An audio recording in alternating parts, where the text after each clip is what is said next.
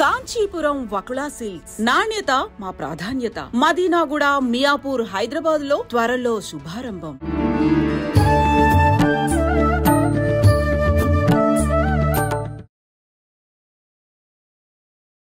నమస్కారం, welcome to I dream. ధర్మ మార్గం విత్ విజిత కార్యక్రమానికి స్వాగతం. ప్రస్తుతం మనతో పాటు ఉన్నారు దివ్య విశ్వశక్తి పరివార్ ప్రచారకులు స్వామి ఓం స్వరూప్ గారు. ఇప్పుడు వారితో మాట్లాడి మరిన్ని మంచి మంచి విషయాలు అడిగి తెలుసుకుందాం. నమస్కారం అండి. శుభమస్తు తల్లి. మామూలుగా పూజల విషయానికి వస్తే చాలా అపోహలు. పూజలు చేద్దాం అనుకునే లోపు ఏదో ఒకటి చెప్తూ ఉంటారు. మళ్ళీ ఇవన్నీ నియమాలు పాటించాలి, ఏదో మూఢనమ్మకాలు, చాదస్తము, నా పాటికి నేను పూజ చేసుకునేయకుండా ఇలాంటి ఆలోచనలు చాలామంది ఉంటారండి. విగ్రహారాధన, విగ్రహాలు పెట్టి పూజలు చేయకూడదని చెప్పి ఏదైతే నేంటి పూజల విషయంలో, విగ్రహారాధన విషయంలో చాలా అపోహలు ఉంటున్నాయి చాలా మందిలో. నిజంగా ఇవన్నీ ఆలోచించడం కరెక్ట్ అంటారా? ఇవన్నీ ఏది వద్దు, నా పాటికి నాకు ఎలా తోస్తాలా నేను చేసుకుంటా అనుకోవడం కరెక్ట్ అంటారా? మీరేం చెప్తారు దాని గురించి? బాగుంది. చాలామందిలో ఉండేటువంటి అనుమానాస్పదమైనటువంటి సమస్యలు. బాగుంది. పూజలు అనేటువంటిది మనకి పూర్వం నుంచి ఒక పద్ధతి, క్రియ, ఒక ఉన్నది అలవాటు. అవును. అన్నీ ఏ పద్ధతుల్లో చేసినా, ఏ పూజలు చేసినా ఏకాగ్రత అవసరము. ఏకాగ్రత లేని పూజలు ఫలించవు. చేసామంటే చేసాం అంతే, ఉపయోగం లేదు. మనస్సు పెట్టి మనస్సుని ఏకాగ్ర చిత్తంపై నిలిపి ఏ దేవుడు పూజ చేసినా ఫలితం వస్తుంది. ఇందులో సందేహం లేదు, ఇందులో అనుమానాలు కూడా లేదు. కానీ పూజ చేసేటప్పుడు మనం పువ్వులు వేయడం, అగరబత్తీలు పెట్టడం, పళ్ళు పెట్టడం, తర్వాత జ్యోతులు వెలిగించడం, గంటలు కొట్టడం, పాటలు పాడడం, స్తోత్రాలు, ఇవన్నీ ఓకే. ఆ టైంలో చాలామంది మనస్సు లగ్నం చేసి అందులో లీనత్వంగా ఉంటే వాళ్ళు చేసే వాటికి అర్థము పరమార్థము ఉంటుంది. వాస్తవం. చేస్తూ చేస్తూ మళ్ళీ తల ఇటు తిప్పి అటు తిప్పి ఎవరు వచ్చారు ఎవరు పోయారు ఇవన్నీ ఈ అబ్జర్వేషన్స్ ఉండకుండా పూజ చేసేటప్పుడు వారు దేవుడు అంతే. కావాల్సిన తలుపులు వేసుకోండి, ఏకాగ్రత ఉంటుంది.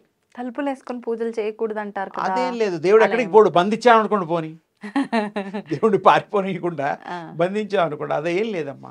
గుళ్ళల్లో తలుపులు తీసే ఉంటాయి కదా, తిరుపతి దగ్గర నుంచి తలుపులు తీసే ఉంటాయి, వేల మందిని లాగేస్తూ ఉంటారు. సెకండ్ కూడా చూస్తామో లేదో తెలియదు. అవును. మన ఇంట్లో మన ఇష్టం కదా, మన దేవుడు అంతే. హాయిగా చూసుకోండి, చేసుకోండి. అక్షంతలు వేస్తూ ఉంటాం. ఇవన్నీ కూడా ఏంటంటే ఆయన ఏ ఉపచారాలు అడగడు. షోళచోపచారాలు, 64 విధములైనటువంటి క్రియలతో కూడిన పూజలు చాలా ఉన్నాయి. అవన్నీ కూడా మీ ఆనందం కోసం, ఒక స్థితి వచ్చాక చేసుకోవడం, అలవాటు అవ్వడం కోసం. అసలు మీ మనస్సు గనక లగ్నం చేసి ఆ హృదయం అనేటువంటి దేవాలయంలో ఆ స్వామిని, అమ్మవారిని కూర్చోబెట్టి సింహాసనేశ్వరిగా, సింహాసనేశ్వరితో పాటు ఈశ్వరుని కూడా కూర్చోబెట్టగలిగితే, దేవాలయంలాగా మీ హృదయం ఉండంగా దాని మీద కాన్సన్ట్రేషన్ చేయగలిగితే అంతకంటే గొప్పది ప్రపంచంలో ఏదీ లేదు. మరి ఎంతోమంది గుళ్ళకే వెళ్ళడం లేదు. మరి అవును, ఋషులు అసలు వెళ్ళరు, మౌనులు అసలు వెళ్ళరు. అడవులలో ఎక్కడో పోయి వాళ్ళ పీఠం వేసుకొని కూర్చుంటారు. వాళ్ళ స్నానాలు కూడా చెయ్యరు, పళ్ళు తోముకోరు. కానీ శరీర శుభ్రత అవసరం అంటారు కదా. మరి ఆయనకి ఎందుకు లేదు? మౌనులకి వాళ్ళు అంటే దాని మీద కాన్సన్ట్రేషన్ ఉండదు. అంటే శరీరం పైన వ్యామోహం కూడా లేకుండా, అంటే ఆత్మలో కలిసి ఆ పరమాత్మలో లీనం అవడానికి ప్రయత్నం చేసినప్పుడు ఈ యొక్క శరీరానికి ఏది అంటదు, శుభ్రత ఆటోమేటిక్గా ఉంటుంది. అలాంటి వాటికి కొంచెం దూరంగా వెళ్ళి చూడండి, గంధపు వాసన, మల్లెపూల వాసన ఆ మనిషి దగ్గర నుంచి వస్తుంది. ఎలా వస్తుందంటే అది పవిత్రతగా మారిపోతారు. ఆ దివ్యశక్తి ప్రయాణంలో ఆయన ఆపాదించుకొని పడతాడు. ఆయనకి ఏముండదు. ఇప్పుడు మనకి చాలామంది భూమిలో బ్రతికుండగా భూగృహం కట్టుకొని అందులో తపస్సు చేసుకుంటూ సమాధి అయిన వాళ్ళు ఉన్నారు మన భారతదేశంలో. సజీవంగా బ్రహ్మేంద్ర స్వామి గారు ఉన్నారు ఇప్పటికీ, రాఘవేంద్ర స్వామి గారు ఉన్నారు ఇప్పటికీ, ఎంతోమంది ఉన్నారు. లేరు అనడానికి లేదు, ప్రాణం ఉండగానే తీసుకెళ్ళి పెట్టారు. తిండి ఏమీ లేవు, స్నానాలు లేవు, ఏమీ లేవు, బట్టలు మార్చుకోవడాలు లేవు, ఏమీ లేవు. అంటే ఏమిటంటే ఆ స్థాయి కాదు అది. మనం మనుషులో తిరుగుతున్నాం కాబట్టి స్నానం చేయకపోతే జిడ్డుగా ఉంటుంది, కొంచెం నీట్నెస్ అవి మెయింటైన్ చేస్తాం. ఆఫీస్కి వెళ్తూ ఉంటాం, కాస్త స్ప్రే పర్ఫ్యూమ్ ఏవో ఉంటాయి కదా బాధలు. అంతే, అంటే టు అవాయిడ్ ఆ ప్యూర్గా అందరికీ బాగా కనపడాలి, కొంచెం ఫ్రెష్గా ఉండాలనేటువంటి ఉద్దేశమే. భగవంతుడు కూడా మనం చందనం పూస్తాం, అన్నీ రాస్తాం ఆ పూజల్లో, బట్టలు కడతాం. దేవుడు బట్టలు అడిగాడా? ఆయన బట్టలు ఏమిటి? ఆకాశమే ఆయన యొక్క గుడ్డలు.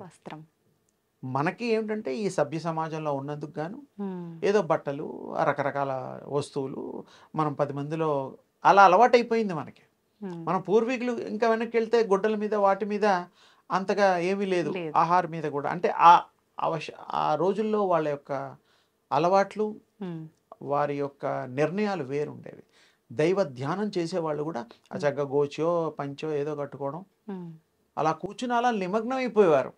లైవ్ ఎనర్జీలో వాళ్ళు పొందేవారు, ఉండేవారు. తరాల తడబడి కూడా 5000 సంవత్సరాలు 3000 సంవత్సరాలు కూడా తపస్సులో ఉన్నవాళ్ళు ఇప్పటికీ ఉన్నారు హిమాలయాల్లో. శంబల గ్రామానికి అందులో కూడా ఇంకా మహిమాంతులు ఎంతో మంది ఉన్నారు. వాళ్ళందరూ మామూలు వాళ్ళు వెళ్ళి చూడలేరు. సింపుల్గా చెప్పేది ఏంటంటే ఆరాధన మన మనస్సుకు తగ్గట్టది, ప్రశాంతతకి పొందడానికి, అనుకున్న కోరికలు అవ్వడానికి మాత్రమే, ఇంకా వేరే అందుకు కాదు.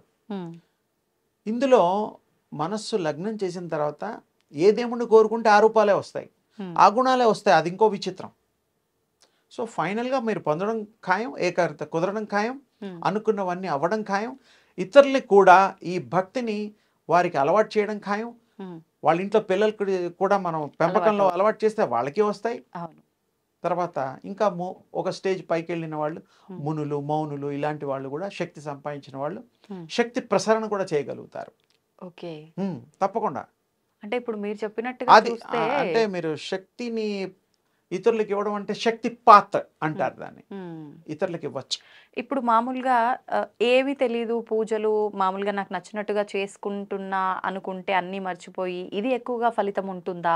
లేదు అని అంటే ఒక గురు ద్వారా ఉపాసన లాగా తీసుకొని ఒక దేవుణ్ణి ప్రత్యేకించి ఎంచుకొని దానికి సంబంధించిన ఉపాసన చేస్తే ఎక్కువ ఫలితం ఉంటుంది. గురుముఖత కూడా మంత్ర దీక్ష తీసుకునే వాళ్ళు ఉన్నారు. ఎవరు లేకుండా కూడా మీరు తనకు తోచిన విధంగా పూజలు చేసుకునే వాళ్ళు ఉన్నారు. కాళహస్తి మహత్యంలో తిన్నడు ఆయన గారు, మరి అందరికీ తెలిసింది భక్త కన్నప్ప అంటాం, సినిమాలు కూడా చూసుంటారు. ఆయనకి ఏమీ తెలియదు పాపం, ఆటవికుడు.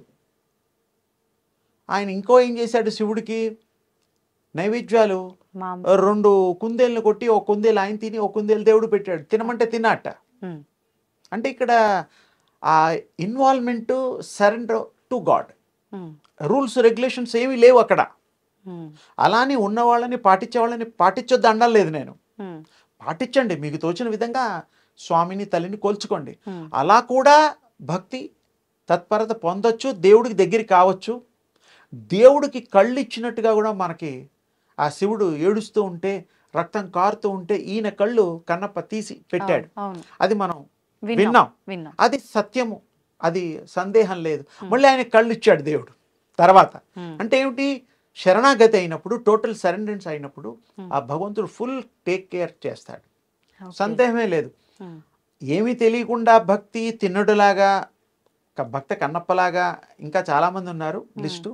వాళ్ళకు కూడా భగవంతుడు అనుగ్రహం ఉంది, అది కూడా చెయ్యొచ్చు. ఏమి తెలియని వాడు అదే చేస్తాడు. అంటే ఏమి ఆశించకుండా మనం పరిపూర్ణంగా సంపూర్ణంగా భగవంతుడి పైనే ధ్యానం, నువ్వే తప్ప నాకు దిక్కు లేదు స్వామి అనేటట్టుగా చేస్తే మనం ఏమీ కోరుకోవాల్సిన అవసరం లేదు, ఆయన ఇస్తాడు, అన్ని ఆయనే చూసుకుంటాడు. తండ్రి కదా భగవంతుడు, ఎవరో కాదు మన తండ్రి. జన్మలు ఇచ్చి ఈ యొక్క శరీరాన్ని ఇచ్చే తల్లిదండ్రులు వీళ్ళైతే, జ్ఞానాన్ని ఆత్మ యొక్క సిద్ధత్వాన్ని ఇచ్చేది ఆ పరమేశ్వరుడు. పరమేశ్వరుడు అంటే, ఈశ్వరుడు అంటే రూపరహితుడే, రూపం లేదు. ఆ రూపం మనం శక్తి రూపం కల్పించాం ఆయనకి, అంతే. ఏ శక్తి అయినా, ఏ ఇదైనా, ఆరాధనైనా, ఏ గురువైనా మంత్రం ఇచ్చినా ఇవ్వకపోయినా మీకు మనసు పెట్టి చేయడం వల్ల ఏకాగ్రత చిత్తంతో, చదువు రాకపోయినా మీకు భక్తుడు అనే అర్హత వస్తుంది. భక్తికి చదువుకి సంబంధం లేదు, లేదు. మీ మనస్సుకు సంబంధం ఉంటుంది. తప్పకుండా దేవుడు మిమ్మల్ని ప్రేమిస్తాడు. ఏమి తెలియని అమాయకుల్ని హత్తుకుంటాడు, హృదయంలోకి తీసుకుంటాడు, బొడ్డాన్ని ఎత్తుకుంటాడు. అంత గొప్ప దయామయుడు, కరుణామయుడు ఆయన. భగవంతుడి గురించి మనం ఎంత చెప్పుకున్నా తక్కువే.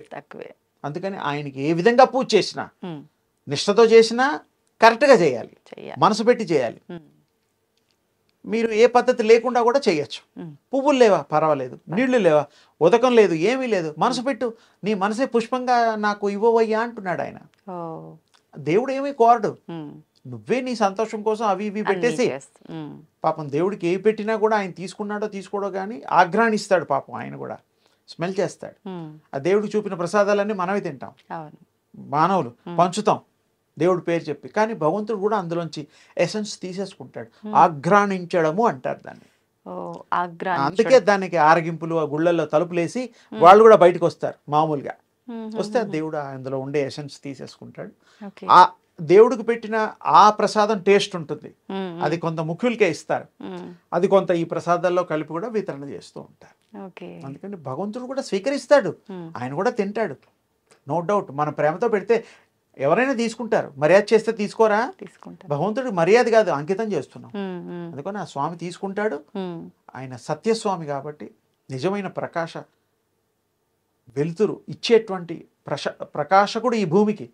ఇలాంటి ఎన్నో భూములకు కూడా ఆయన తండ్రి కాబట్టి ఆ తండ్రిని మనం కొలుస్తూ ఆ దివ్యత్వాన్ని పొందుతూ ఆపాదిస్తూ ఇతరులకు కూడా పంచిపెట్టి వాళ్ళని కూడా భక్తి మార్గంలో పెట్టడానికి మనం సంపూర్ణంగా ప్రయత్నం చేస్తే మనము ధన్యులం, వాళ్ళు ధన్యులు, ప్రపంచమంతా ధన్యము.